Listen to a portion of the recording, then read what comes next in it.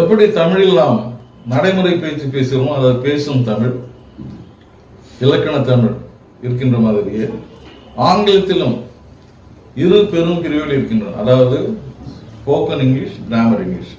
அதே சமயத்தில் நண்பர்கள் சந்தித்துக் கொள்ளும்போது ஒருவர் பார்த்து சம்பாஷிக்கும் போது சில கேள்விகள் கேட்பார். அப்போது ஒருவர் இன்னொரு பார்த்து உங்களுடைய பொழுதுபோக்கு என்ன என்று கேட்டால் ஒவ்வொருடைய பொழுதுபோக்கு வித்தியாசமாக இருக்கலாம். ஒருவருக்கு ஸ்போர்ட்ஸாக இருக்கலாம், ஒருவருக்கு மியூசிக்காக இருக்கலாம், ஒருத்தருக்கு ஸ்டாம்ப்ஸ் கலெக்டிங்காக இருக்கலாம்.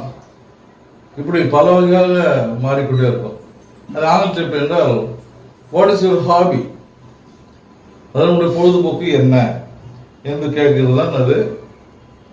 What is your favourite hobby கூட கேட்கலாம், வாட் இஸ் யுவர் ஹாபி கேட்கலாம்.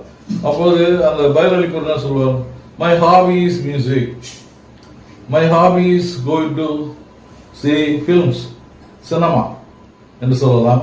இல்லை என்றால் பாட்டு பாடுவது, my hobby is listening to music R my hobby is listening to YouTube channels என்று சொல்லலாம். இப்படி பலவரமாக சொல்லலாம்.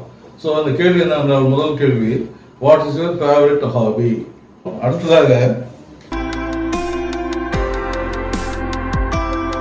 உங்கள் விடுமுறை நாட்களை எங்கே கழிக்க விரும்புகிறீர்கள். அதாவது நம்ம ஒவ்வொருத்தரும் ஒரு இடத்துல வேலை பார்த்துட்டு இருப்போம்.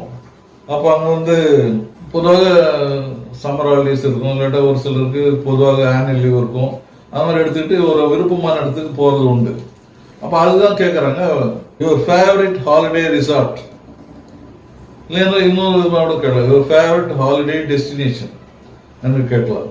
அப்போ என்ன சொல்லுவாங்க, ஒரு சில my favourite holiday destination is Ooty, Kodaikanal.